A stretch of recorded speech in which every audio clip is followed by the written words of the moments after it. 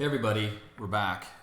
In this video I'm going to show you one quick tip that can help you improve contrast when you're selecting colors for your illustration. So let's start off by just taking a look at this very simple arrangement that I have here, where I've got the character on top of a background. We're looking at purples and blues, and this is just to provide a simple example to help us understand why these colors aren't working.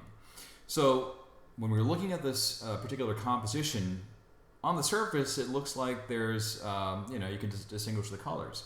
But when I convert this to grayscale, you'll see that purple and blue resolve to the same value of gray. Okay? So that's not giving a suitable contrast between our character and the background. The character is kind of blending into the background. And how did I do this particular test to convert the entire image to grayscale? I'm going to show you right now.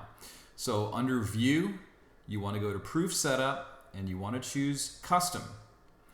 And under Device to Simulate, you want to choose Working Gray, dot grain 20%. And then you can click OK. From that point, if you hit Command Y or Control Y on the PC, you'll be able to quickly toggle your image from grayscale to black and white. And that's important because when you look at something in grayscale, you can easily see if there's suitable contrast or not. So in order to fix this particular image, I have to adjust the contrast of either the character or the background. In this particular case, I'm going to choose the character. And in grayscale mode, what I can do is I can bring up my hue and saturation panel, and I can make this color lighter, and all of a sudden you can start to see that the character is popping more from the background, right?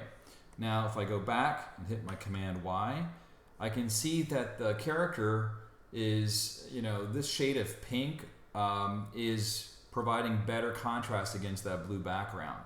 And it's not super obvious when you're starting out to tell whether or not colors are going to work together or not, which is why I'm showing this particular technique. Always convert your image to grayscale, and that way you can resolve issues with contrast, and you can improve contrast by adjusting components like your lightness or saturation or hue. Okay, so I hope that video was helpful. When you're looking at your own work, always remember to do a grayscale check. If you have any questions about what I've done here, or if you'd like to learn more, let me know. But this is just a very simple technique to help all of you out. Once again, I appreciate the comments and feedback that I've been given on the videos that I've made up until this point. I'm glad they're helping you out. Let me know what you'd like to see in the comments below. Let me know if you found this particular tip to be useful, and I'll see you in the next video.